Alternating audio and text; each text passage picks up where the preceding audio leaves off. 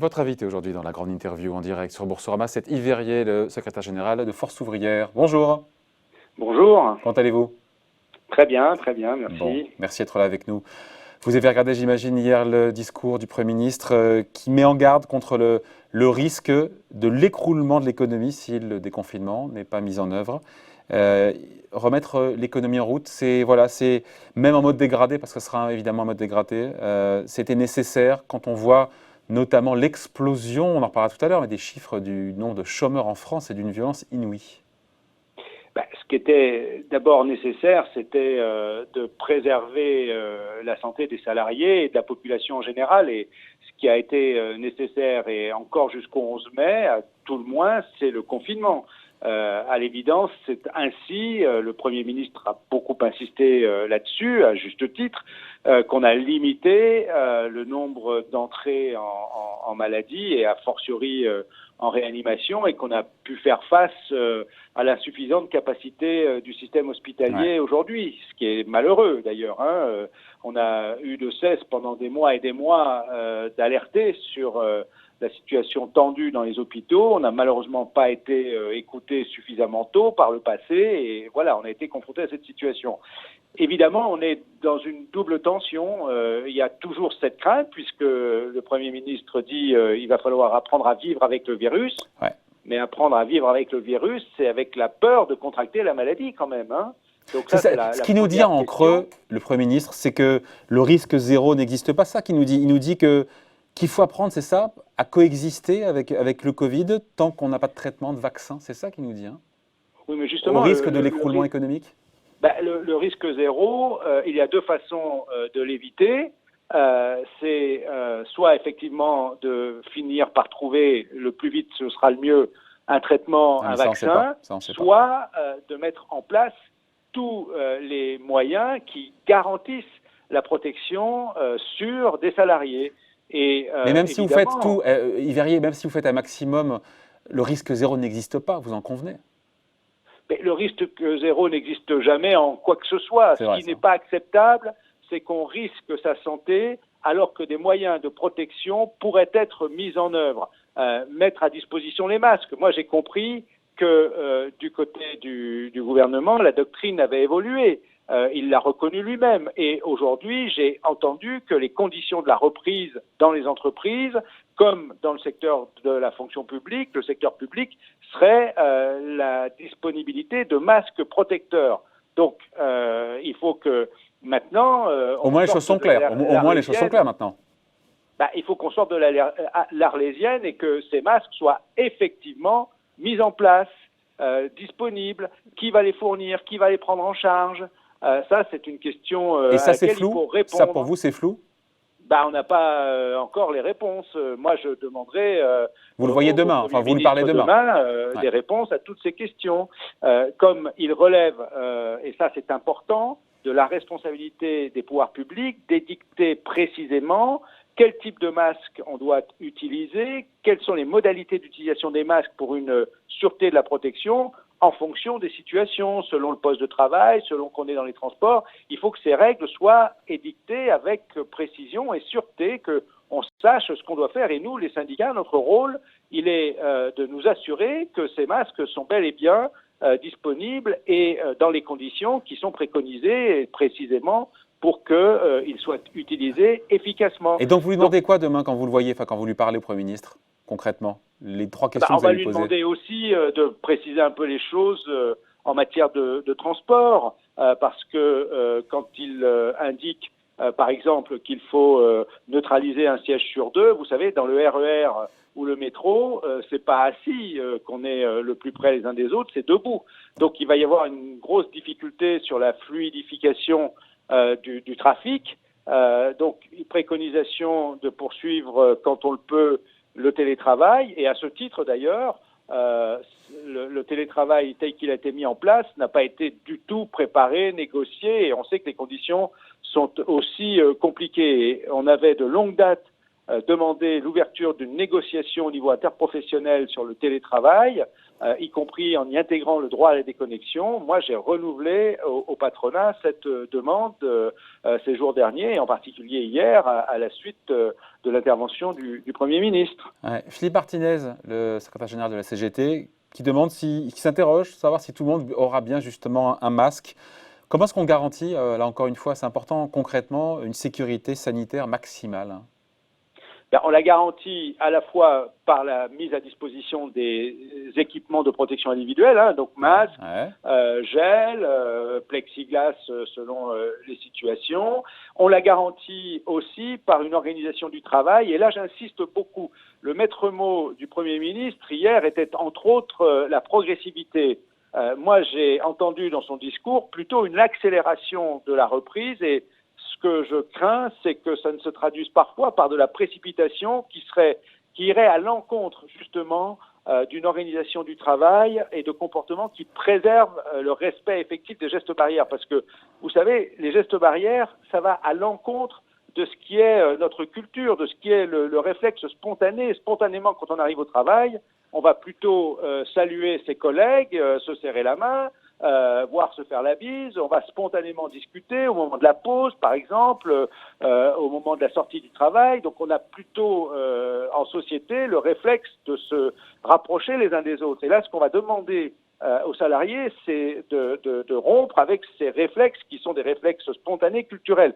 Et donc, si on y ajoute une trop grande rapidité à la reprise, une intensité de travail, c'est pour ça que nous étions en désaccord justement avec les dérogations aux 48 heures de travail et au travailler plus, l'injonction du patronat, du MEDEF, parce que il faut au contraire, en matière de prévention, que toute l'attention soit gardée sur le respect des gestes barrières. Ça vaut d'une manière générale pour les accidents du travail, mais ça vaut là, en l'occurrence, particulièrement sur le respect des gestes barrières. Donc, Yves Verrier, vous parlez de précipitation de la part du Premier ministre. On a comme eu le sentiment, beaucoup de commentateurs ont dit qu'il y avait beaucoup de prudence et que l'économie ne repassait pas au vert, mais plutôt un clignotant à l'orange.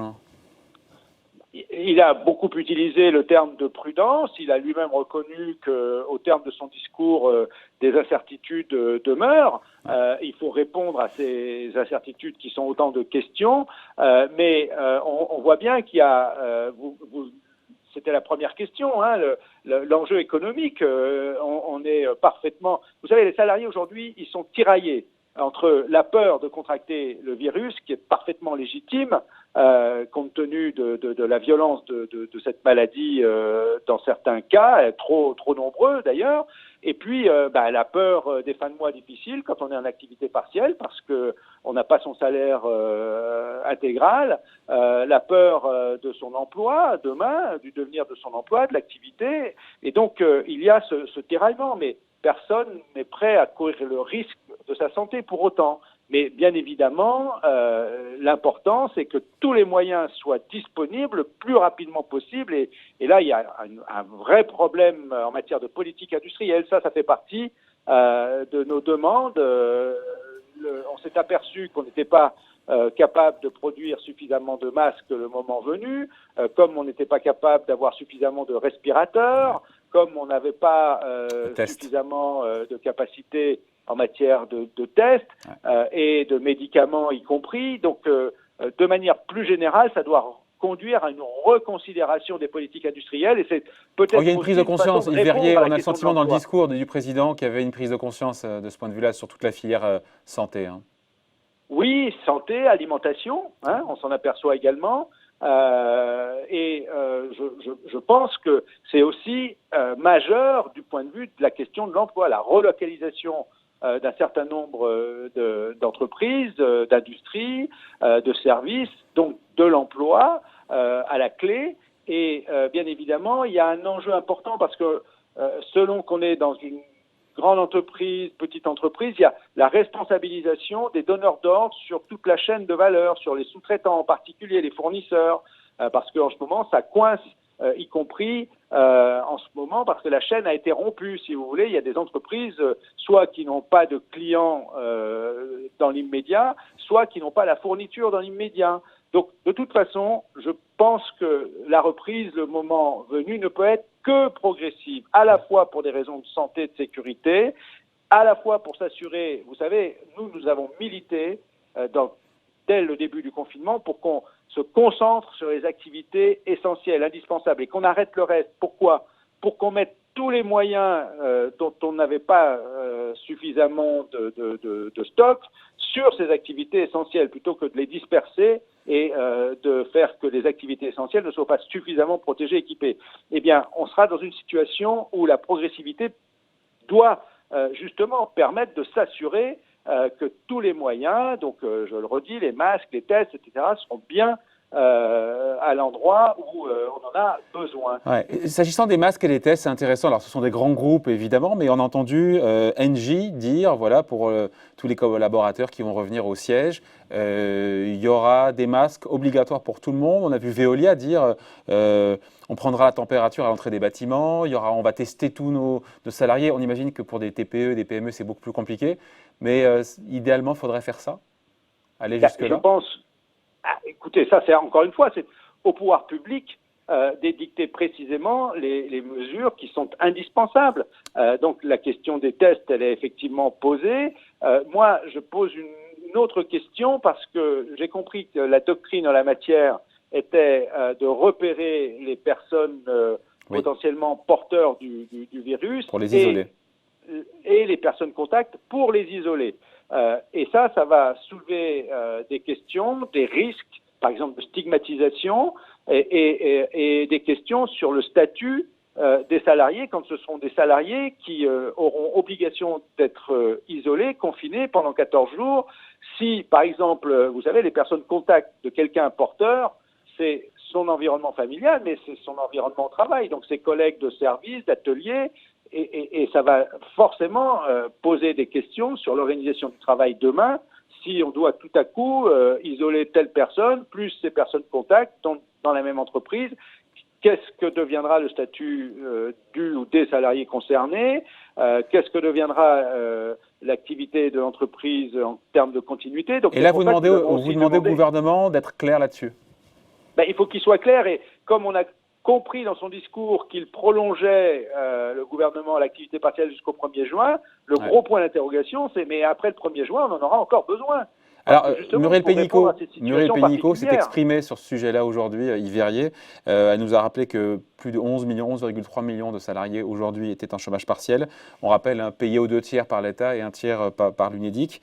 Elle a fait comprendre qu'il y aurait une sortie en douceur à partir du 1er juin, avec un taux de prise en charge qui pourrait baisser progressivement, donc à partir du début du mois de juin. En gros, on augmenterait le reste à charge de l'entreprise. C'est souhaitable ou pas, selon vous ? Ce qui est souhaitable, c'est qu'on préserve l'emploi, y compris dans la phase de reprise, donc bien au-delà du 1er juin, parce que tout le monde a compris qu'il est impossible que l'activité reprenne complètement à partir du 1er juin, et même bien au-delà. Donc je pense que... Et donc une réduction du taux de prise en charge, comme évoqué par la ministre du Travail, c'est une erreur ? Écoutez, pour le moment, le taux de prise en charge, il est à 100% pour les entreprises, pas pour les salariés. Les salariés, et ça, c'est une des difficultés qu'on a soulevées, et nous, on a demandé d'ailleurs que systématiquement les entreprises, alors on a pu le négocier dans certains cas, dans certaines entreprises, qu'on préserve à 100% le salaire des salariés en chômage partiel. Parce que demain, si on a une activité partielle pour quelques salariés seulement dans le cas d'une reprise progressive, évidemment, la question qui se posera, c'est quels sont les salariés qui sont en temps plein avec le salaire complet et quels sont les salariés qui seront pénalisés parce que en activité partielle, vous n'avez pas tout votre salaire. Et donc là encore, nous demandons à ce qu'on regarde comment on fait dans tous les cas de figure pour préserver au mieux les salaires des salariés concernés. Alors, est-ce que ça passe par une révision du taux de prise en charge pour l'entreprise ? C'est ce que nous dit la ministre. C'est ce que nous dit la ministre parce que l'économie va repartir progressivement. Ça a sa logique au vu aussi du coût pour les finances publiques de ce dispositif qui était nécessaire, on l'a compris, pour conserver les compétences. Oui, bien sûr, mais vous savez, c'est toujours pareil. Ce sont des effets de vase communicant, sauf à dire que ceux qui se retrouveraient ni en activité partielle ni en emploi se débrouillent. Et ça pose la question justement de l'assurance chômage. Nous revendiquons qu'on revienne à la disposition de la Convention qui avait été négociée en 2017, qu'on abroge les dispositions de la réforme que le gouvernement a mise en place. Sur certains points, les dispositions ont été suspendues, mais pas toutes. Et la ministre vient d'annoncer justement une prolongation des droits pour le mois de mai pour les chômeurs qui sont en fin de droit. Nécessaire, oui. On a envie de dire, parce que ça concerne des centaines de milliers de Français. Bien sûr, il y a ceux qui se sont retrouvés sur le carreau parce que fin d'intérim, fin de CDD, ceux qui n'ont pas trouvé d'emploi alors qu'ils étaient en fin de droit. Et évidemment, dans la situation actuelle, on comprend bien que c'est impossible pour eux de trouver un emploi. Donc, on ne peut pas laisser les gens sans aide, sans allocation.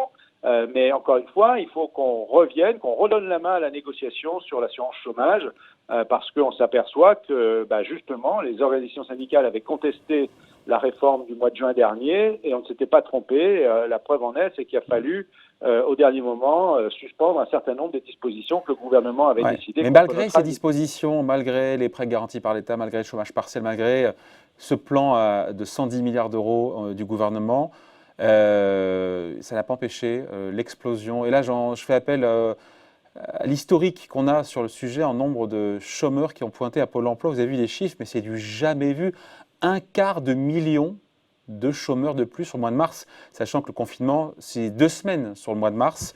Ça, c'est la première trace concrète de la violence du choc économique. Et là, ça renvoie, pardon Yves Verrier, à ce qu'on disait au début, le risque de l'écroulement de l'économie. Quand on dit le PIB va baisser de 8%, ça ne parle pas aux gens. Quand on dit 250 000 salariés, enfin personnes qui vont pointer à Pôle emploi, et souvent les plus précaires, vous l'avez dit, ceux qui sont en intérim, qui voient leur contrat rompu, leur période d'essai rompue, leur CDD non renouvelé, les intérimaires, voilà. C'est eux qui trinquent en premier. Pardon, j'étais un peu long là pour le coup. Non, mais vous avez parfaitement raison. Là, ça pose une autre question parce que le risque de l'écroulement économique, il vient du fait que c'est quasiment la moitié de la planète qui s'est confinée. L'activité a été arrêtée sur quasiment la moitié de la planète. L'enjeu aujourd'hui, il est majeur, c'est la coordination de la reprise. Et on ne peut que regretter qu'une chose, c'est qu'au niveau européen, on ne soit pas capable de coordonner la sortie du confinement. En même temps, les frontières sont fermées. Les frontières sont fermées, donc ça joue un peu moins quand même. Enfin, les frontières ne sont pas fermées intra-européennes, elles sont fermées à l'espace Schengen. Mais ce que je veux dire par là, c'est qu'il ne faudrait pas que la sortie du confinement, justement par rapport à cet enjeu économique, se traduise par une course au marché, une concurrence à la reprise le plus rapidement possible pour prendre les marchés le plus vite possible dans un contexte où, évidemment, la situation va être tendue pour tout le monde parce que là, ça risquerait justement de se faire au péril de la santé ici ou là, selon le pays dans lequel on est ou l'entreprise dans laquelle on est. Donc, il y a besoin de coordonner une reprise et il aurait été d'ailleurs souhaitable que, puisqu'il y a des enjeux sanitaires qui sont les mêmes, le risque de contracter le Covid quand on reprend l'école, qu'on soit en Allemagne, au Danemark, en Norvège, en France, en Italie ou en Espagne, il est le même. Il aurait été, je pense, heureux qu'on coordonne là aussi les choses. Et c'est vrai dans le secteur économique pour éviter qu'on se fasse la concurrence au plus rapide sur les marchés en ce moment. Ouais. On finit là-dessus, mais Yves Verrier, l'horreur, ce chiffre encore une fois de 250 000 chômeurs de plus sur le mois de mars.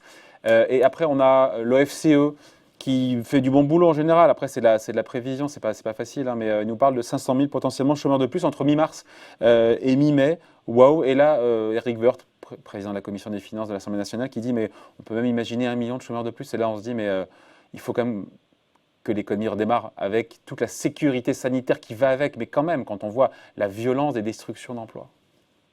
Oui, on est tous inquiets. Moi, je suis très inquiet dans le secteur aérien, dans le secteur aéronautique, dans le secteur de l'automobile. On risque des lendemains très, très difficiles sur le plan de l'emploi, c'est vrai.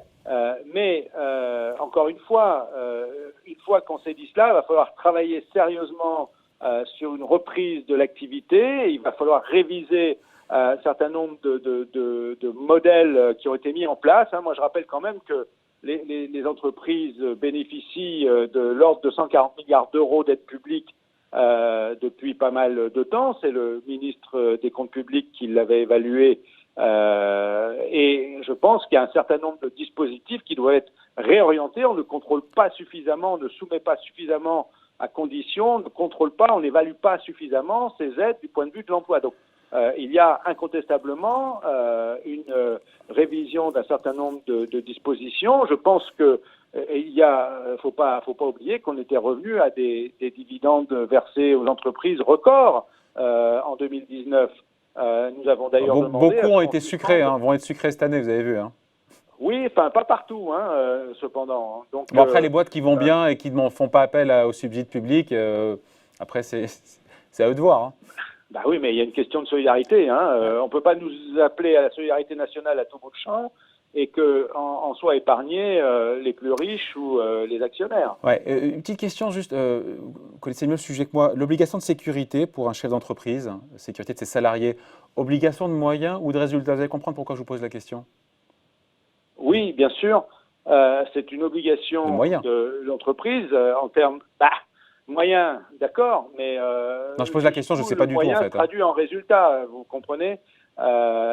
Si effectivement les règles sont précisément édictées de ce qui protège le salarié et que ces règles sont respectées par l'entreprise, il n'y a pas de souci particulier. Qui va édicter ces règles? Qui va édicter ces règles? C'est les pouvoirs publics. Encore une fois, ça relève des pouvoirs publics. C'est une responsabilité des pouvoirs publics. Et c'est ça que vous allez demander demain à Édouard Philippe?